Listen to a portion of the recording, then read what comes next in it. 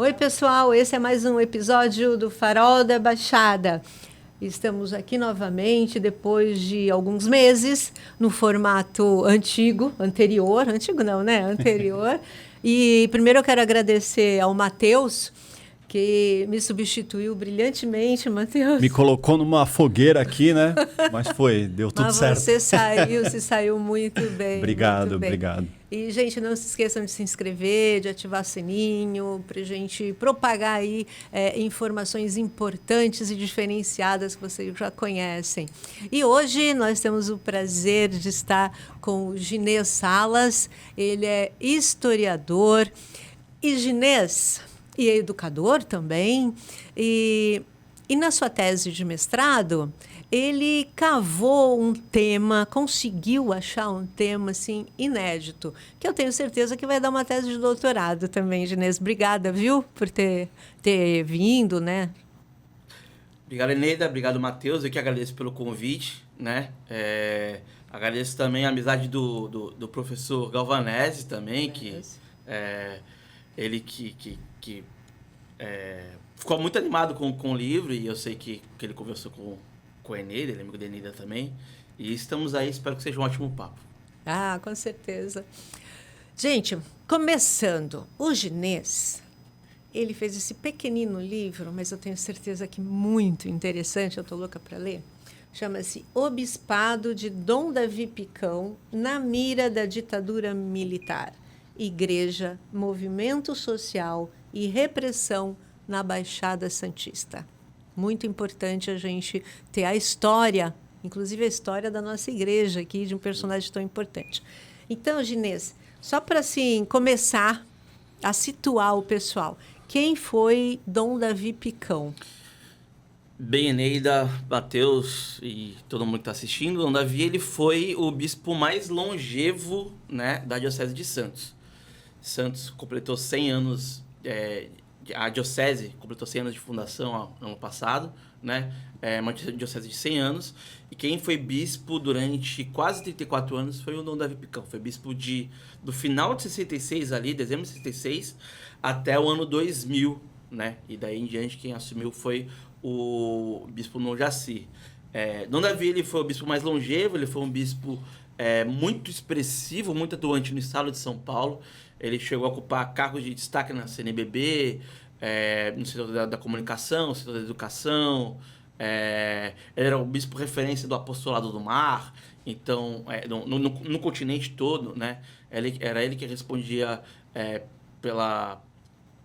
por esse setor da igreja que atendia as pessoas do litoral, né?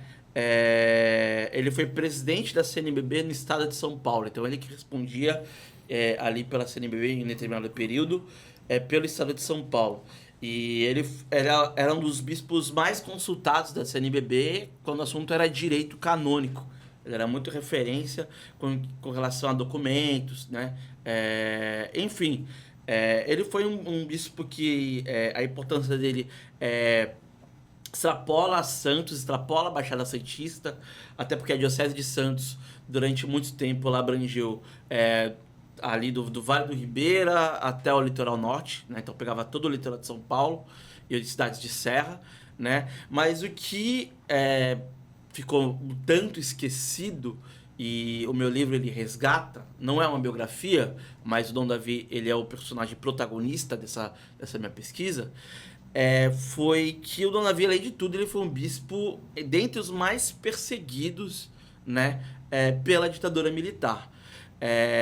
Quando eu estava na graduação, fiz História na Unisantos, e naquela crise de TCC, tem que ser um TCC muito bom, uma ideia original, não quero falar sobre Dom Pedro, sobre José Bonifácio, sobre o que todo mundo fala, né? Na Baixada todo mundo quer falar sobre José Bonifácio, né? Principalmente o pessoal da maçonaria, mas deixa pra lá. E aí, mas enfim, eu por uma ligação pessoal com relação à ditadura militar, os documentos do DOPS, eu, né, naquela brincadeira de pesquisar nomes ali no arquivo do Estado de São Paulo, que está tudo disponível online, eu descobri um prontuário do Dom Davi. Era um prontuário que não era qualquer coisa, era um prontuário de 400 páginas, tá? Caramba. Né, só sobre o Dom Davi. E eu fui entendendo que os outros bispos, né, do estado de São Paulo, eles não tinham um prontuário daquele tamanho, né? É, enfim, Dom Paulo Evaristo Arnes tinha, né? Mas Dom Paulo Evaristo Arnes era o Dom Paulo Evaristo Arnes. Mas enfim, mas o Dom Davi, ele era um caso muito específico ali. E eu fui entendendo, fui pesquisando, aí virou tema no meu TCC, levei para o mestrado, e foi mais ou menos essa a trajetória, né? Eu encontrei um personagem muito, muito rico, né? E, enfim, virou livro agora. Ô, Ginês, esses arquivos são públicos que você falou, né? São públicos. Onde que estão? O site é o Arquivo do Estado de São Paulo, né? Arquivo Público do Estado de São Paulo. E aí tem os documentos do DOPS, documentos do DOPS São Paulo, do DOPS Santos, enfim, dos diversos setores ali da repressão. E aí, do que você viu, qual foi o principal papel do Dom Davi que te chamou a atenção e que te despertou e motivou a escrever esse livro? Olha, a história do Dom Davi é curiosa, né? Porque, assim, o Dom Davi, ele foi um personagem grande, igual eu já citei, né? Pro estado de São Paulo, para a Baixada Santista, enfim, né? Pro país como um todo. Mas, assim, ele até hoje ele é visto, né, vamos recomeçar. Dom Davi, na verdade, ele não é unanimidade nem entre direita, nem entre progressistas, nem entre agentes de pastoral. Talvez algumas pessoas ouçam, não vou gostar, nem entre clérigos, né? Por quê? Porque o Dom Davi, ele era uma pessoa muito... Ele foi formado numa época em que a formação religiosa era uma formação muito dura. Era uma formação muito disciplinadora, quase militar, se não pior, né? Dom Davi, ele foi dessa formação. Então, ele foi um bispo muito rígido, muito rigoroso, tanto com leigos, tanto com as pessoas, os fiéis, quanto com os religiosos, quanto com os seus subordinados, tá? Então, ele muitas vezes, esse livro, quando ele chega em alguns lugares, que nem em dezembro eu apresentei ele para Marti, e foi muito legal, que foi, né, uma galera que viveu muita coisa que está ali escrita, que conheceu o Dom Davi, teve algum contato, foram alunos da Faculdade de Filosofia de Santos, enfim, né? E eles falaram, Dom Davi progressista, só falta pôr na cintura, assim, e tal. Tipo, como é que é isso aí? Pô, tá querendo enrolar a gente, só tá pesquisando, não tá com nada. E aí eu tenho que explicar. O que acontece é o seguinte, o Dom Davi, ele foi ordenado bispo muito novo, aos 37 anos, ele era de Ribeirão Preto, né? Ele foi ordenado em 1960, né?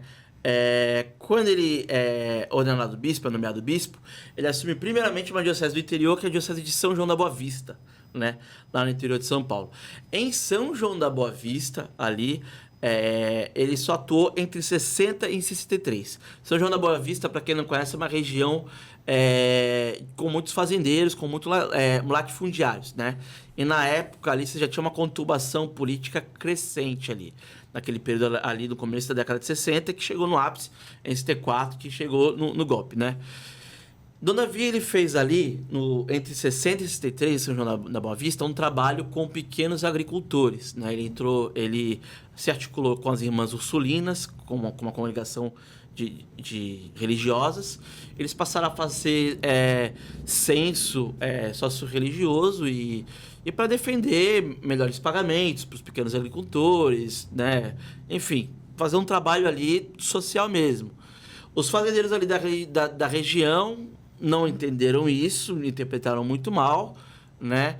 E as falas do Dom Davi para a época, para o momento histórico ali, eram falas consideradas radicais mesmo. E ele foi considerado um bispo comunista, ele ganhou fama, ganhou o apelido de Bispo Vermelho, né? A partir daí, ele sai de São João da Boa Vista em 63 e é enviado para Santos. E ele passa a atuar como bispo coadjutor com direito à sucessão, né? Que era bispo em Santos. Chegou em Santos, virou conservador. Não, calma. Então, é complexo. Eu vou chegar lá. Em Santos, ele vira bispo com direito à sucessão, mas quem é bispo em Santos é o Dom Idílio José Soares. Dom Idílio era um bispo que, naquela altura, ao contrário de Dom Davi, ele era um bispo idoso, né? Ele veio de uma geração ainda mais conservadora que o Dom Davi. uma geração de bispos muito conservadora, e ele era bispo de Santos. O que você tinha em Santos ali naquela conjuntura? Você tinha uma cidade com movimento operário muito forte, especialmente no Porto. Você tinha o Partido Comunista muito forte. E qual era a principal oposição aos comunistas no Brasil e no Ocidente? A Igreja Católica, né? Que naquele momento ali, naquele período ali da Guerra Fria, ela se torna ainda mais conservadora. Então, assim, o Dom Edílio, ele era um bispo que ele tinha relação com os militares, né? Ele tinha relação com os militares, e aí assume o Dom Davi, que ele já chega manchado, queimado, né? Lá do interior de São Paulo.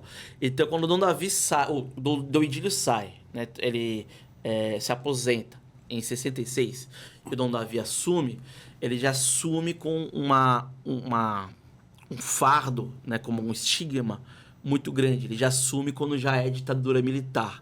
Isso justifica o número de documentos, né, a vigilância enorme que é colocada em cima dele, né? E quando ele chega numa postura muito expansiva, ele chega falando muito, né? Ele chega reproduzindo muito o que era falado naquele período ali, os papas pontificados muito progressistas ali, do Dom João 23, do Papa João 23 e Papa Paulo VI ali, né? Eles que são os papas ali, os papas conciliares ali naquele período, né? Eles são os papas, foram alguns dos papas mais progressistas, mais avançados da história da Igreja Católica, né? Que discutiram direitos dos trabalhadores e tudo mais, direitos humanos, né? Então Dom Davi ele passa a ser muito vigiado a partir de então e passa a sofrer oposição de determinados padres de Santos, porque Santos tinha um grupo de padres conservadores, né? Muito, muito, muito conservadores. Padres que foram formados em Roma, né? Que, né, eles eram filhos ali do período histórico ali que eles viviam, né? Então, mas assim, não era como qualquer padre.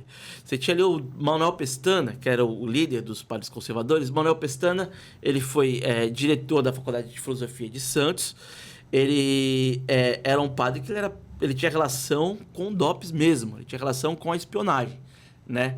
E ele chegou a receber a medalha do pacificador do Exército em 1973. Ele recebe um prêmio por serviços prestados. E para quem não sabe... Um grande delator, provavelmente. Delator. Os documentos indicam isso. Não sou eu que estou falando, tá, gente?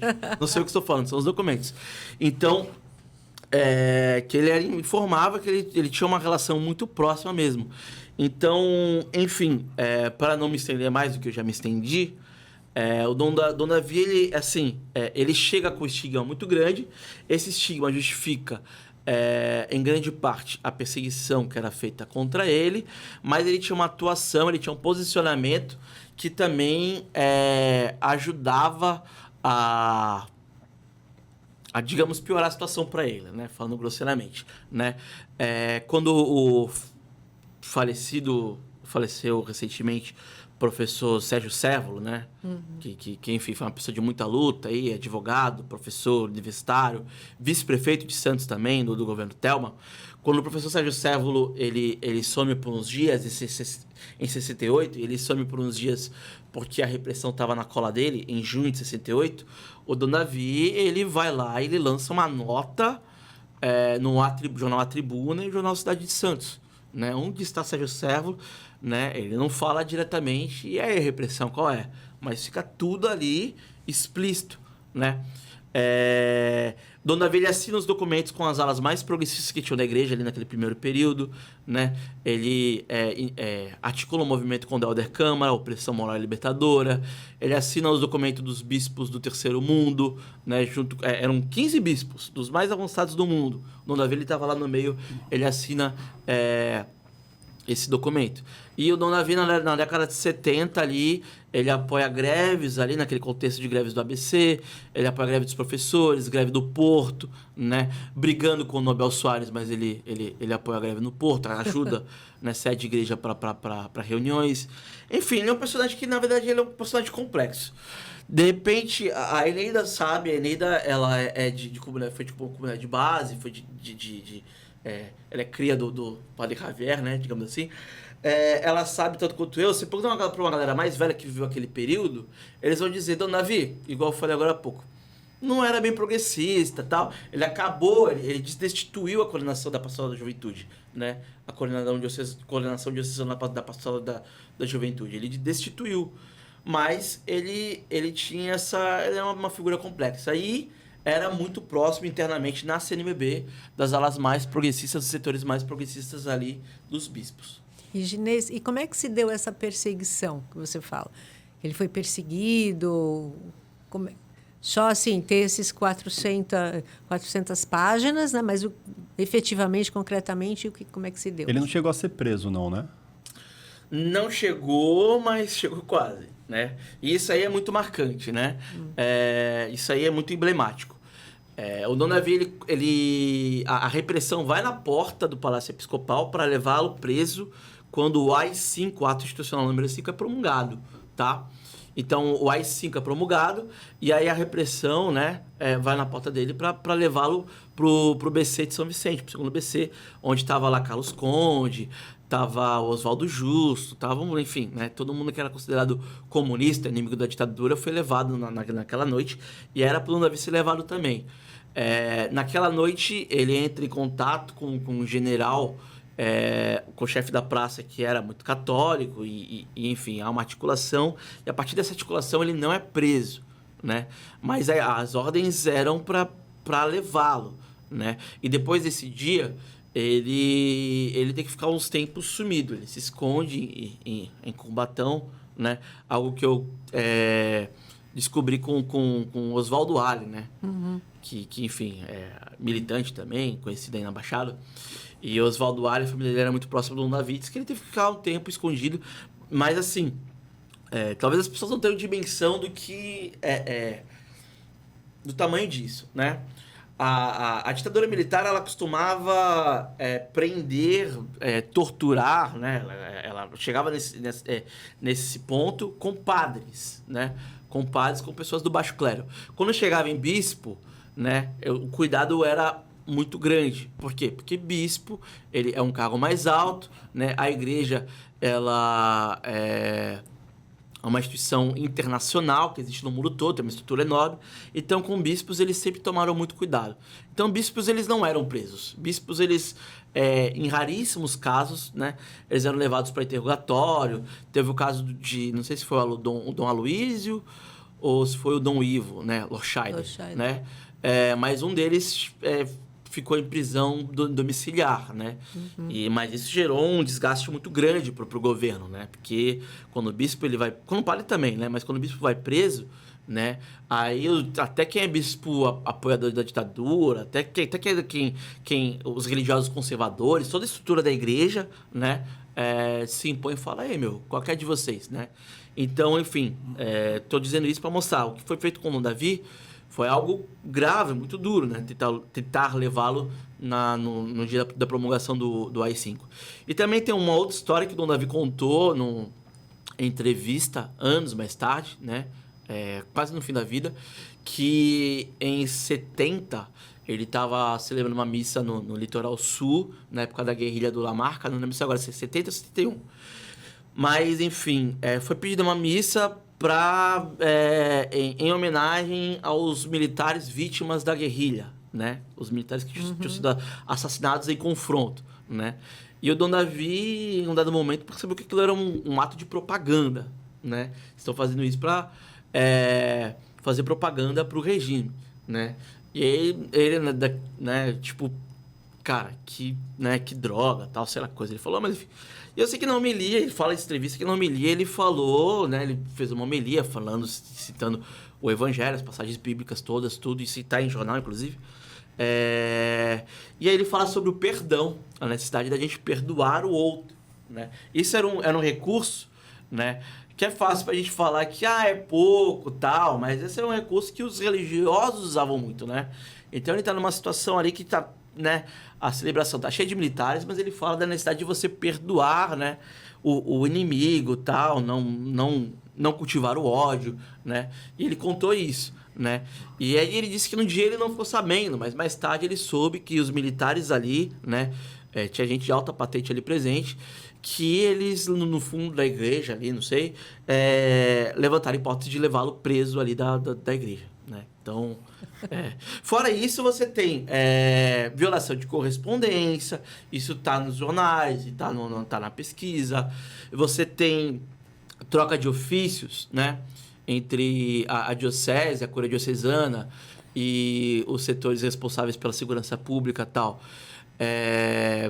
Não sei, não lembro agora exatamente. Eu sou muito esquecido, né? Às vezes eu fico morrendo de vergonha. Outro dia eu conversei com o Esmeraldo Tarquínio Neto, com o Esmeraldinho, e eu não lembrava um monte de coisa, nem parece que eu escrevi o livro. Mas, não, é horrível.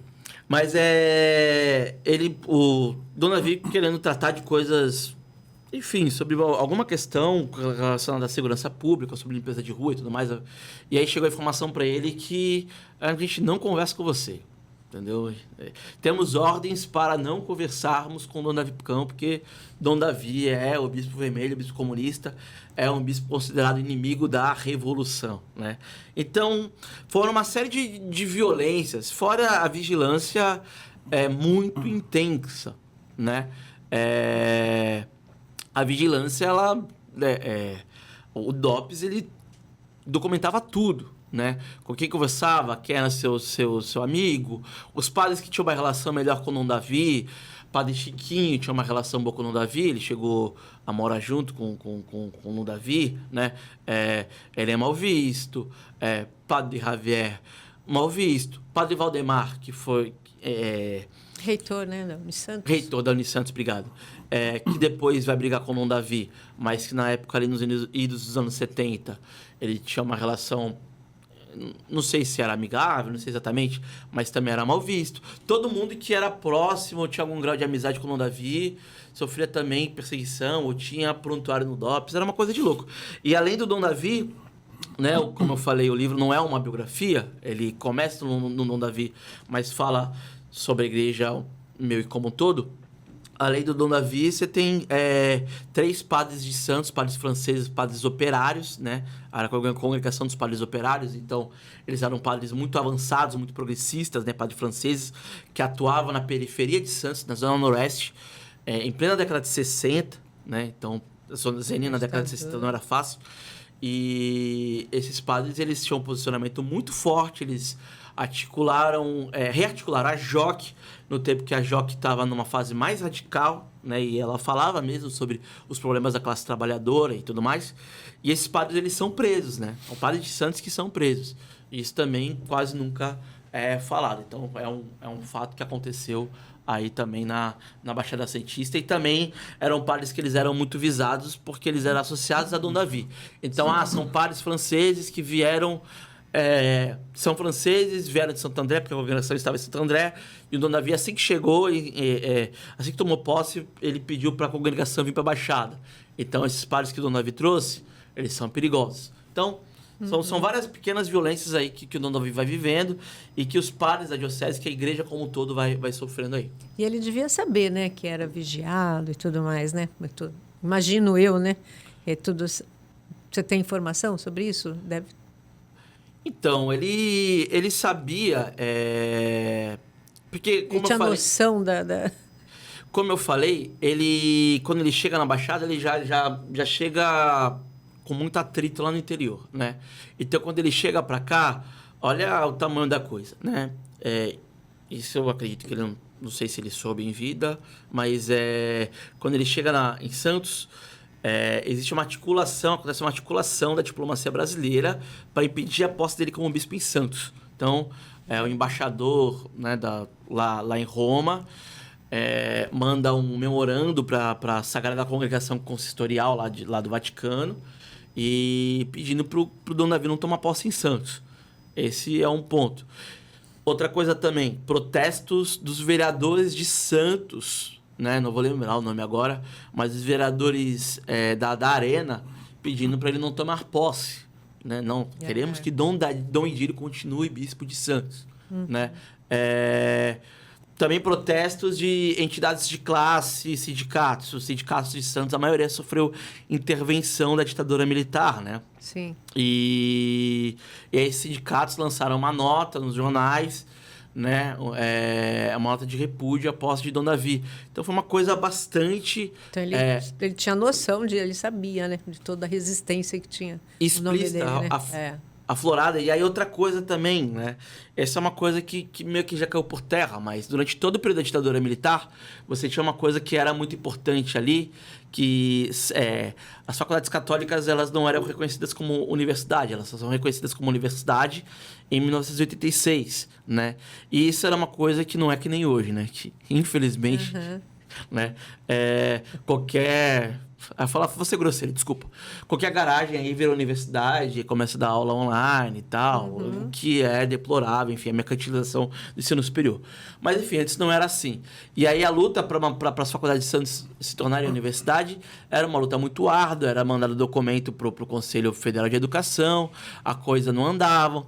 Tinha vários fatores, tinham faculdades da Baixada Santista que disputavam para ver quem ia ser a primeira universidade, né, e tudo mais. Mas a boca pequena, isso saía na imprensa, o Dom Davi teve que responder isso, né, em entrevista, né, e isso foi falado várias vezes, é que o motivo das faculdades católicas de Santos não serem reconhecidas, não ser elevada ao status de universidade, né, era o nome do Dom Davi. Né? Então, o governo federal, a ditadura militar, nós não vamos, né, admitir que as faculdades católicas de Santos sejam unificadas e se tornem uma universidade só, porque a gente vai dar poder demais a um inimigo nosso. E isso era explícito, né? Isso aí ele teve que responder em entrevista.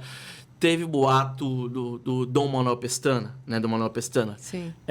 Falando na imprensa que... soube pelo Jarbas Passarinho, ministro da Educação, que Santos não tem uma universidade por conta do nome do Dom Davi. Então, isso era ventilado assim o tempo todo. Nossa. E me diz uma coisa. Por que as pessoas que... Por exemplo, você citou o exemplo, né? Foram no lançamento lá do livro, falando, Dom Davi, progressista, como? Ou seja, elas têm a ideia de Dom Davi sendo conservador. Sim. Mas esse primeiro tempo do Dom Davi, ele de fato era progressista. Né? Quando que ele muda? Se é que ele muda, por que ele muda? O discurso foi mudando, ele foi se adequando, foi voltando atrás. O que aconteceu? Muito interessante, Neila. Pra gente é muito fácil julgar, né? Então você tinha um regime, né, violento ali, perigosíssimo, na sua cola, né? Então, assim, na minha percepção, na minha análise, isso tá no livro, né? Acontece assim, o Dom Davi ele teve fases, né? Então, no primeiro momento, quando ele chega na Diocese de Santos, ele chega muito expansivo. Ele era muito associado pela repressão, com uma dose de exagero, talvez, sim, mas ele era muito associado ao Dom Helder Câmara, né? Que era considerado o ápice do progressismo católico brasileiro. Né? Dom Helder Câmara ele era muito odiado pela ditadura militar, foi o bispo mais odiado ali, né, durante a ditadura militar. Né? Ele era muito associado ao Dom Helder Câmara e ele, de certa forma, fazia jus a essa associação, porque ele aderiu ao movimento iniciado pelo Dom Helder Câmara, porque ele assinou documento junto com outros bispos progressistas, enfim. Né? Então, esse é um ponto. Depois do AI-5, quando 3 padres de Santos são presos e passam a sofrer processo, né? Eles são quase expulsos do Brasil, não chegam a ser expulsos, mas existe todo um processo, né? Então eles quase foram expulsos do Brasil, esses padres operários que atuavam na Zona Noroeste, né? E o Dom Davi ele quase foi preso também, teve que ficar numa casa afastada por um tempo. Né? Depois desse processo todo, numa nova etapa do regime militar, né? Quando o regime militar se torna mais violento, mais perigoso, né? Quando a linha dura assume, né? E aí a coisa fica pesadíssima, Dom Davi ele tem uma postura mais atenuada, ele se torna mais moderado, né? Enfim, e até os jornais passam a documentar menos, né, sobre as falas dele, né, sobre as homilias, então não dá para saber muita coisa muitas vezes, porque os jornais passam a não documentar as homilias dele por conta da lei de censura. Então, se o Dom Davi ele tinha alguma fala mais social, mais dura, mais crítica ao regime, né, isso não era documentado também. Mas, enfim, tem essa fase aí, a partir da década de 70 ali, que ele passa a se tornar um bispo mais moderado, né.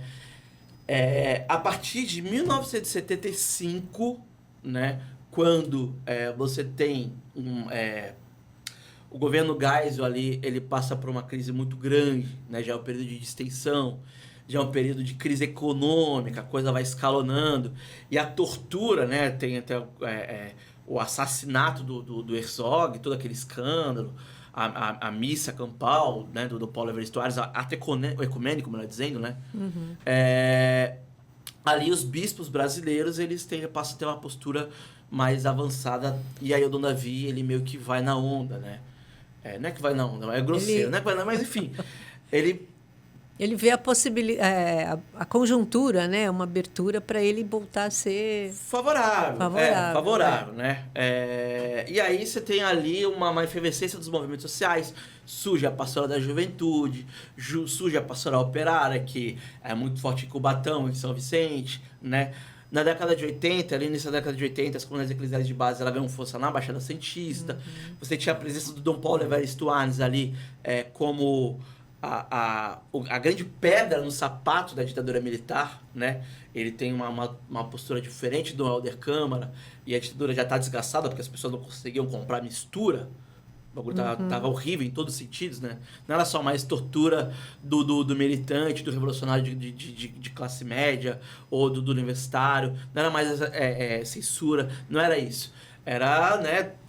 Tava ruim em todos os níveis, né? Então, Dom Davi e outros bispos, a maior parte do episcopado brasileiro, volta a ter uma postura mais combativa, e nessa época o Dom Davi ele passa a responder pelo Regional Sul, pelo estado de São Paulo. Então, se tem algum problema com os padres de Bauru ou de Ribeirão Preto, ele que vai na entrevista na Folha de São Paulo, no Estadão, né? Se posicionando contra a tortura, contra a repressão, né? Então, tudo isso acontece. Chega na década de 80, né? Você já tem o pontificado do João Paulo II, que era muito fofinho, muito simpático, mas de fofinho acho que só tem a propaganda.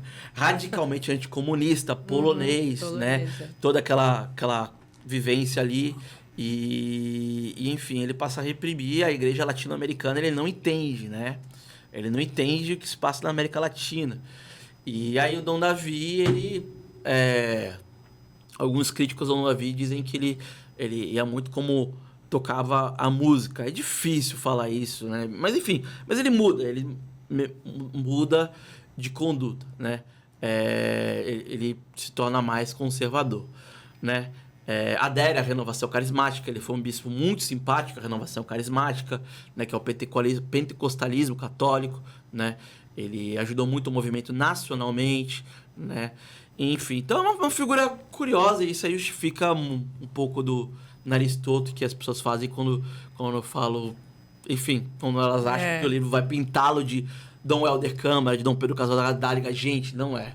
Não tô falando isso, eu não falo em nenhum momento, não é.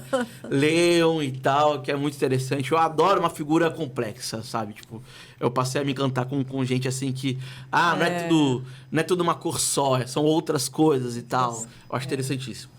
As pessoas são complexas e a gente de fora é muito fácil julgar, né? Sim. Apontar o dedo e falar, porque mudou de opinião, porque tá assim, né? Mas quantas incoerências a gente também não tem na nossa vida. Pois é, cara. Não é? Então, é isso. Então, não tem, eu acho que assim, o livro que você está falando retrata o período, retrata como protagonista o Dom Davi Picão, né? Mas coloca para gente uma realidade, né? Sem julgamento, sem dizer, ele devia fazer isso ou devia fazer aquilo. Foi isso, né? Sim. E as pessoas são isso, né? São esse vai e vem, são essas reconsiderações, ou sei lá. Sem esse julgamento, acho que é importante. Aí eu queria entrar, você falou dos padres padres franceses, falou aí década de 80, 75, as SEBs, os movimentos sociais, uma série, a efervescência de movimentos sociais, né, dentro da igreja e no país, né? E aí, como é que foi aqui na Baixada? Você fala do conservadorismo daqui, porque depois aí da ditadura, Santos virou conservadora, né? E eu acho que a igreja acompanhou isso, né? Um reflexo, né? A igreja é um reflexo. Como é que você avalia isso? Olha, Linda, me permita respeitosamente discordar de algumas, assim, na verdade que a minha percepção é a seguinte, né?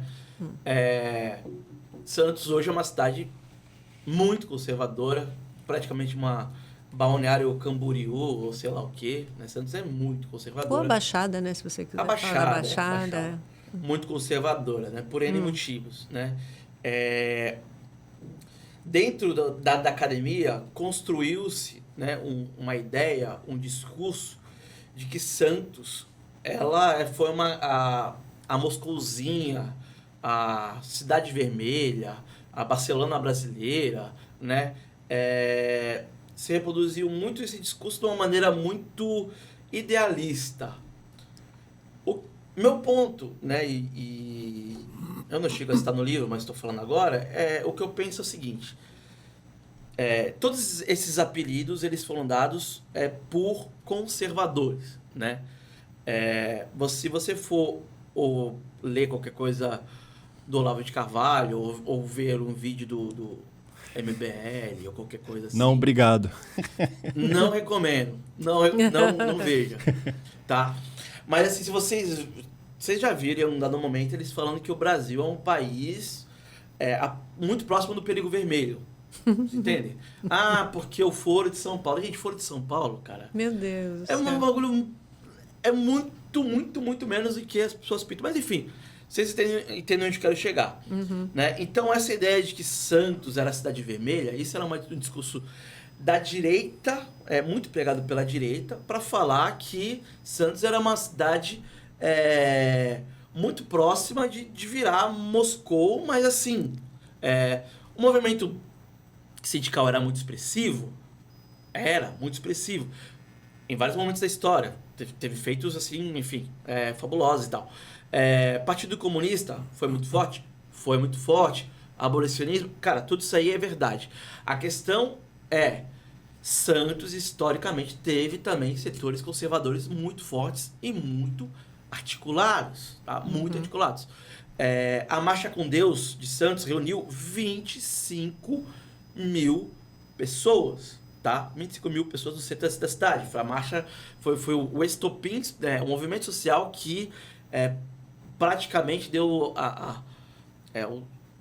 sustentou ali o golpe, né? Depois veio o golpe ali em 1º de abril, não foi em 31 de março, foi 1º de abril. O golpe foi dado no dia da mentira, né? Apesar dos caras falarem que não. Mas enfim, então assim, Santos foi muito conservadora, mas eu me perdi completamente do que você tinha perguntado. Sobre os movimentos sociais. Sim. Desculpa, gente. Nada. Os movimentos sociais é o seguinte, galera. Você teve ali muita coisa que aconteceu em São Paulo e são interessantíssimas. Você teve a figura do... A gente estava falando em off, né? No final da década de 70, você tem um destaque muito forte do Edmur Mesquita. Edmur Mesquita, que depois virou um político conservador e tal, mas ali no final da década de 70 ele tinha acabado de sair do seminário e ele foi o primeiro coordenador ali da Pastoral da Juventude e vereador mais bem votado de 82. Você teve outros nomes da Pastoral da Juventude também se candidatando e se elegendo, o Renato Carlos de São Vicente, né? O Brito, né? Que até hoje está... Renato Carlos falecido, infelizmente. O Brito Coelho, que é um quadro do PT até hoje aí, também se elegeu não pela Pastoral da Juventude, mas associado à Pastoral Operária, Ação Católica Operária, enfim, né? Você teve a Dida se candidatando também como uma liderança muito forte, né? Então você teve várias lideranças ali que, quando chegou em 82, acabaram se elegendo naquele momento ali gradual de reabertura política do país e tudo mais, né? E, enfim, você teve um movimento muito forte. Até o ponto que o Dom Davi ficou pistola e falou: passou da juventude, vocês querem saber de política, vamos acabar com isso aí. E aí dissolveu a coronação diocesana. Mas enfim. Mas o que eu acho mais interessante aí, da Baixada como um todo, e que foi como um diferencial que eu descobri na minha pesquisa, foi o papel da igreja com relação ao meio ambiente. Isso é pouquíssimo falado, né? Questão, a pauta ambiental. E isso a gente pega, assim, até a gente da esquerda, a gente pega esse pedaço da história, assim, e infelizmente joga no lixo e deixa ali escondido e sei lá o quê. Acontece o seguinte, né? As comunidades eclesiais de base, na Baixada, elas começam a ganhar força ali, mais na década de 80, não tanto na década de 70, né? Mais na década de 80. Quando elas vão ganhando força, você tinha uma chaga na Baixada Santista, uma chaga no país, chamada Cubatão, né? Cubatão ganhou o apelido de Vale da Morte. Situação terrível aí, o pessoal que tá ouvindo da Baixada sabe, né? Vila Paris, né? As pessoas vivendo ali no meio da poluição, ali, crianças nascendo malformadas e tal. Um incêndio na Vila Socorro. Né? Aquela tragédia, enfim, né? Aquele carrossel de tragédia todo em Cubatão. E você teve uma atuação que iniciou com os padres, né? O padre Porfírio, né? E o padre Nivaldo, né? Eles iniciaram ali, começaram a animar leigos, né? Começaram a animar os fiéis da pastoral operária, das comunidades eclesiais de base. A partir dali se criou uma articulação gigantesca, né, nas comunidades e utilizando as SEBs, né, utilizando a estrutura, a articulação das SEBs, né, também sob a liderança do Dorival, esqueci o nome dele, Dorival de Cubatão, não conhece ainda, não lembra? Não. Poxa, tá? Puxa. Enfim, desculpa, Dorival, tá? Mas enfim, de uma série de lideranças, e foi essa articulação que fez com que a recuperação ambiental de Cubatão fosse colocada em prática, né? Para quem não tem mínima noção do que eu estou falando, você tinha estatais, você tinha gigantes internacionais, empresas estrangeiras atuando ali no polo petroquímico de Cubatão, poluindo a cidade e sem dar a mínima, né? E aí, quem que ia atrás da recuperação ambiental da cidade naquela conjuntura? Quem teve que ir atrás foi o movimento popular, o movimento social, né? Iniciado na igreja, né? Associado também ao Partido dos Trabalhadores, junto do Partido dos Trabalhadores, junto da Igreja Metodista também, que tinha SEBs na Igreja Metodista. Enfim, todo esse grupo, né, iniciado na Igreja Católica, toda essa militância pressionou de tal forma, né, junto da sociedade brasileira pela ciência, acho que é isso. É o Progresso da Ciência. Progresso da Ciência. SBPC. SBPC. Junto da SBPC, enfim, fez uma pressão enorme que os caras tiveram que fazer alguma coisa e gastar milhões, bilhões, nem sei, né, porque foi muita grana, né. Mas aí você pega um livro de história hoje lá, um livro de história de Cubatão, qualquer coisa assim, vai estar lá, né? Quem que resolveu, quem salvou Cubatão? O prefeito e tal coisa. Ney Serra foram como um touro. Cara, é absurdo. Eu fico muito triste com um negócio desse. Mas enfim, meu livro também cita isso, né? Cita isso e enfim.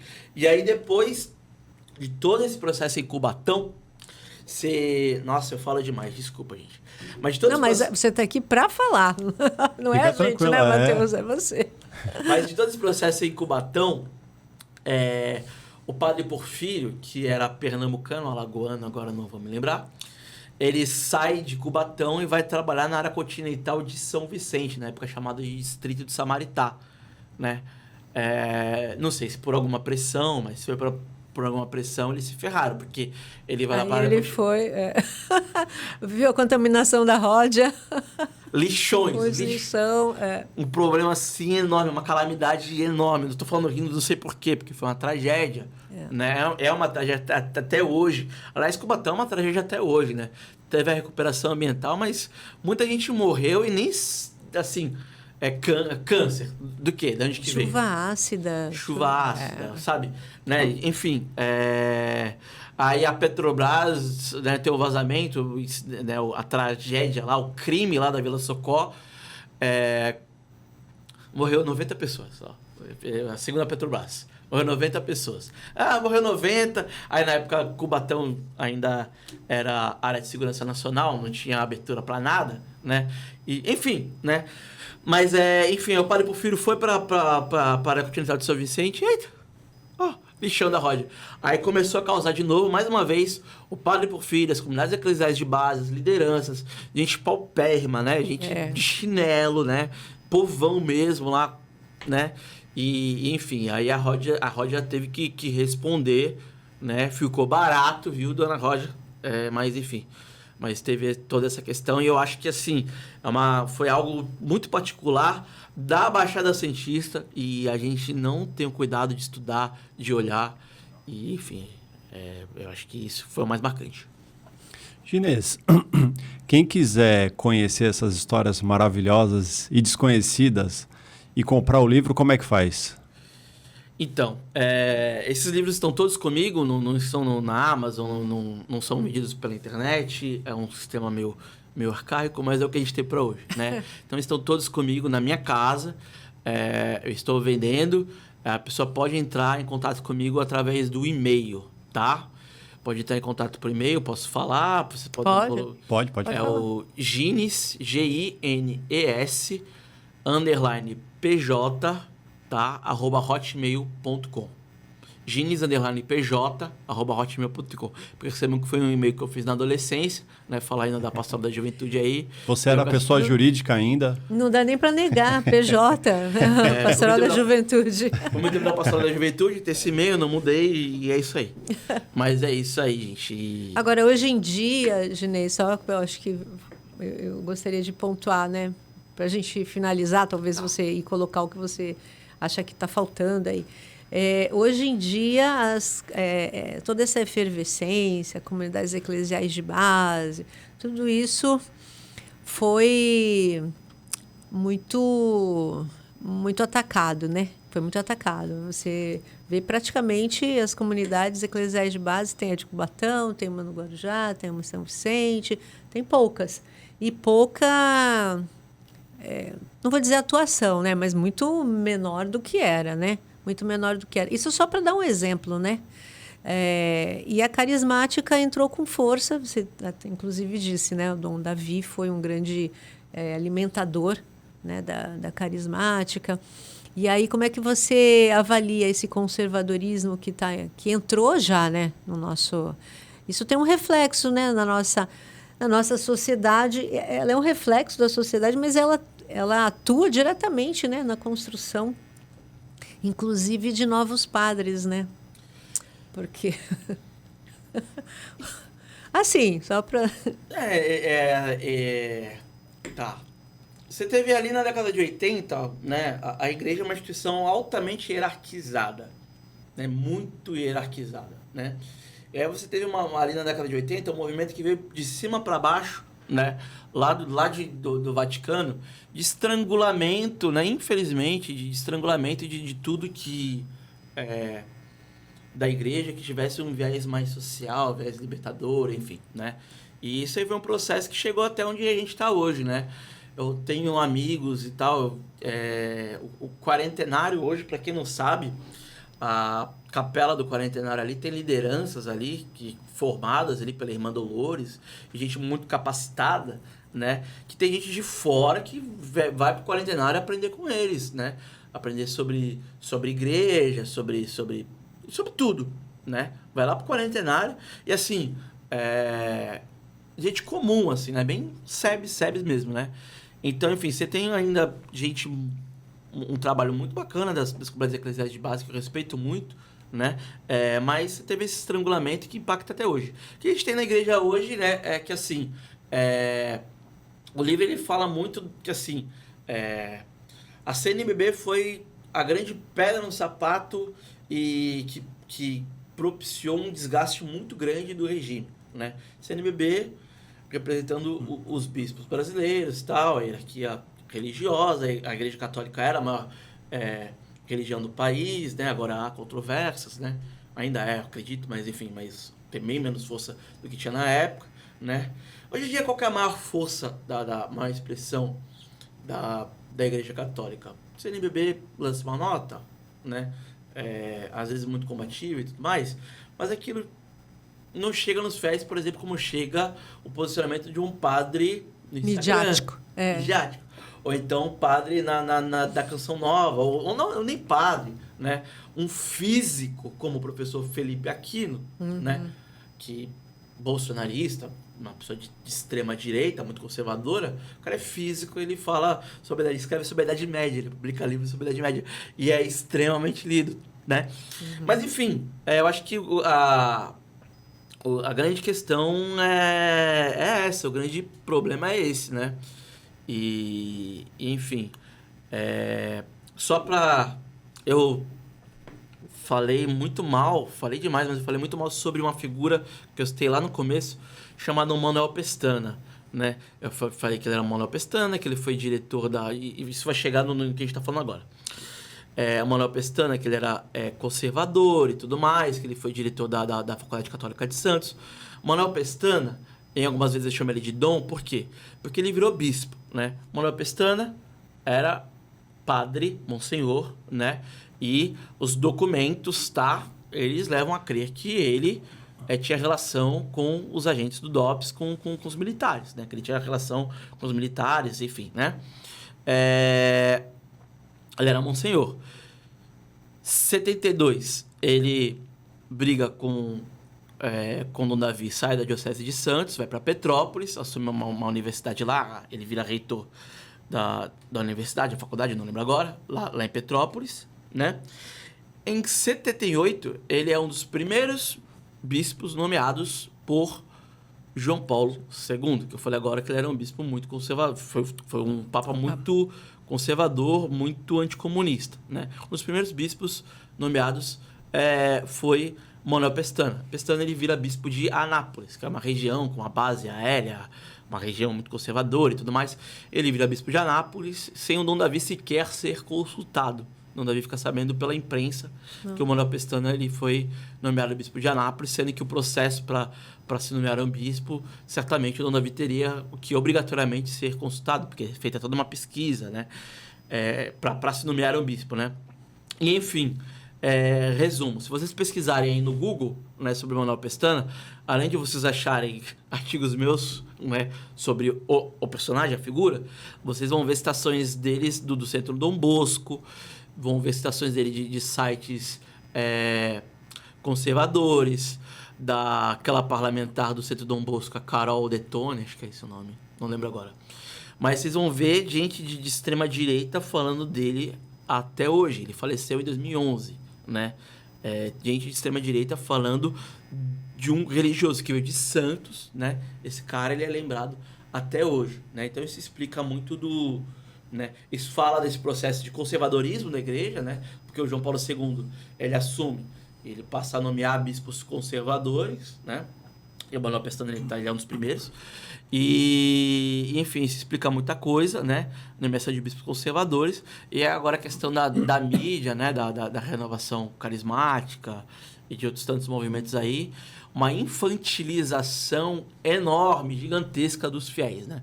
Então, assim, a teologia da libertação, a pastoral da juventude, a SEBS não presta porque é muito política, né? Não presta.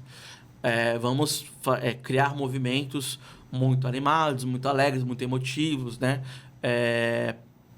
Que não falem de política, sejam apolíticos, né? Isso aí tem um grande impacto, né?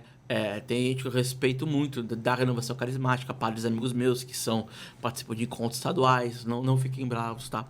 Mas enfim, em geral, você gera uma despolitização muito grande.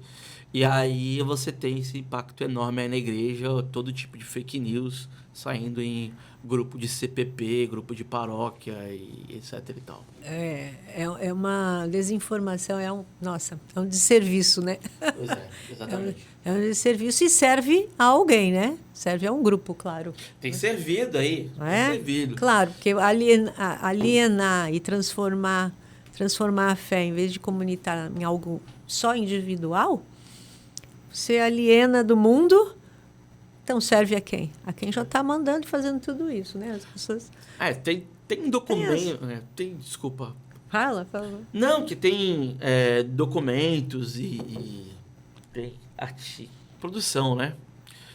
Associando essa mudança aí para uma igreja mais infantilizada, né? Todo investimento, que foi muito caro isso, que foi esse investimento para a igreja mudar, né? E isso veio de algum lugar, né? Do Departamento de Segurança de alguns países aí, né? Digamos assim, né? Dentro do contexto da Guerra Fria, enfim, né? De repente a CIA, né? Isso é falado, isso aí tem documentado. Mas, né? E aí, 2018, 2022, teve muito amigo meu, gente que né, mais esclarecida, mas que participa de grupo de oração, né? Que lamentou muito ver pessoas iguais, padres, amigos, ministros da Eucaristia, catequista, votando, né, no Bolsonaro, etc e tal, e enfim, né? Isso aí é fruto de todo um processo. Ô, Ginês, nessa época do João Paulo II e todo o papel histórico da igreja conservadora, você tem informações de como a igreja reagia ou reagiu ao Dom Davi? Tipo, teve algum movimento interno na igreja, não? Movimento? Tá. Quer falar mais? Não, é porque como meio que era antagônico, né, ao papel histórico da igreja. Não, e mais uma curiosidade, que eu não sei se é verdade, é coisa de ouvir falar, né, fofoca da história. Eu ouvi falar que tinha um túnel que ligava a igreja do Valongo até, se eu não me engano, o mosteiro do São Bento. E eu não sei se é verdade, não sei se você ouviu falar, não sei se tem a ver com a ditadura isso, porque como você falou que o Dom Davi ficou sumido um tempo, embora você falou que foi Cubatão, né? Eu lembrei dessa história do túnel, não sei se você já ouviu alguma coisa. Cara, eu vou ficar te devendo essa do túnel, muito curioso. Eu devo ter ouvido alguma coisa visitando o mosteiro São Bento, ou meus camaradas do Valongo, de repente se o Thiago Mancha, né?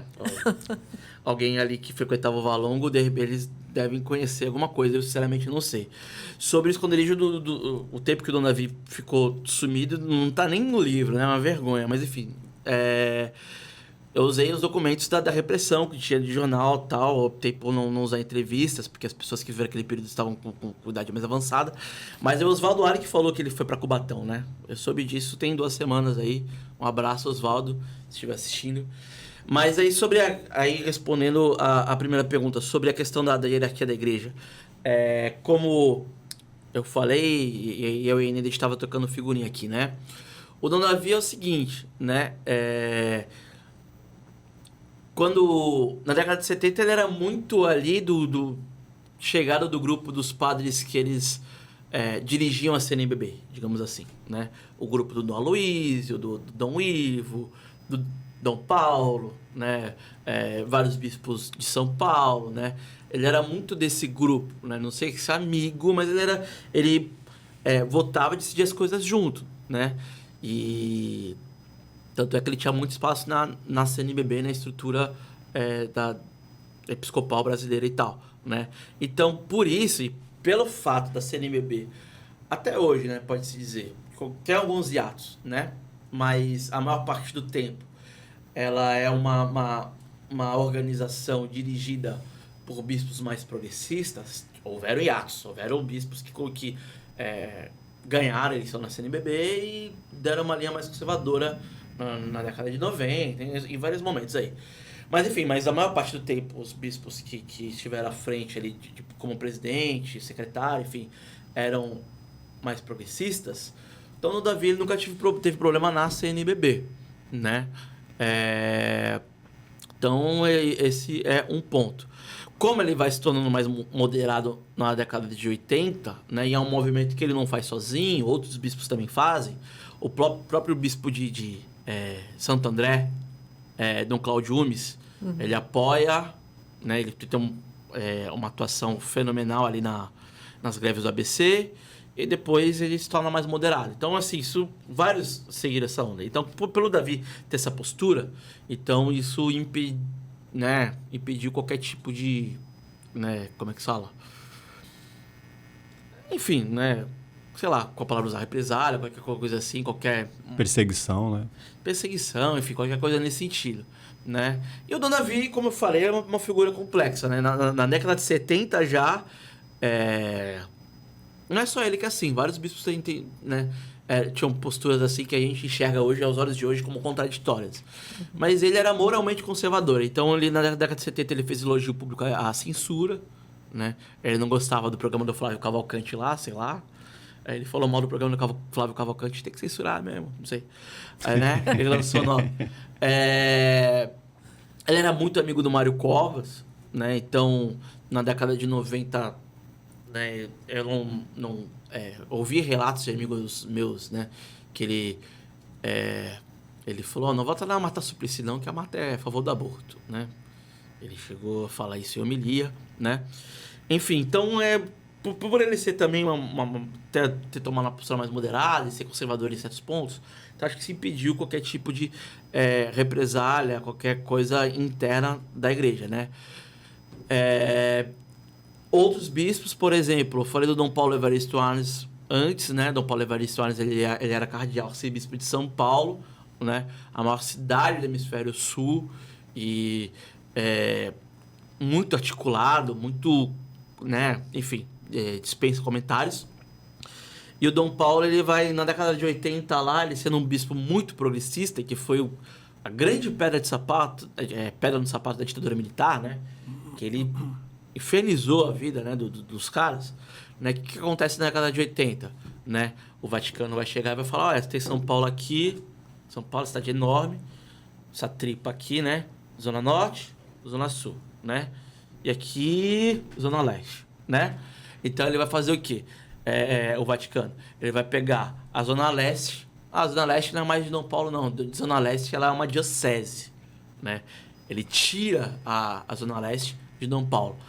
E aí a Zona Sul também, que também era... Enfim, duas regiões muito periféricas, né? Vocês conhecem São Paulo. Zona Sul também... isso aqui também não era Dom Paulo. Então, Dom Paulo... Ele... Oi? Esvaziou, foi na década de 80, foi esvaziando, né? Eu participava de reuniões da Pastoral da Juventude, eu tinha que ir para Capão Redondo, longe pra caramba, cara, né? Porque era a mesma região, SP2, enfim. Mas ele tira a periferia do Dom Paulo, né? E esse é um dos exemplos dos vários bispos que vão sofrendo aí na mão do pontificado do João Paulo II, aí, enfim, né? E aí entra, né? Sai o Dom Paulo, entra o Dom Cláudio Umes ali por um curto período, né? Bem mais moderado do que era na década de 70. E depois do Dom Cláudio Umes entra o Dom Odilo Scherer, né? Que aí é muito conservador, né? Enfim, e aí vai desarticulando uma série de pastorais, uma série de coisas que existiam em São Paulo, né? Hoje não tem mais. Enfim, isso aí foi feito no Brasil e na América Latina como um todo. De caso pensado.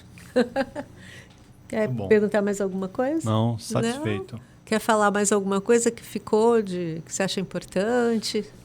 Ah, em casa, com certeza, eu vou lembrar alguma coisa que eu não disse, isso sempre acontece. Manda um áudio que a gente coloca. Ah, mas aí deixa curiosidade pro pessoal que está vendo a gente, né? Nossa, tem muito mais coisa aqui. Tem muito mais coisa. Vai contar tudo do livro? Pô. Muito interessante, não é? Então, olha aqui. O Bispado de Dom Davi Picão, na mira da ditadura militar, por Ginês Salas. Está aqui, gente, olha.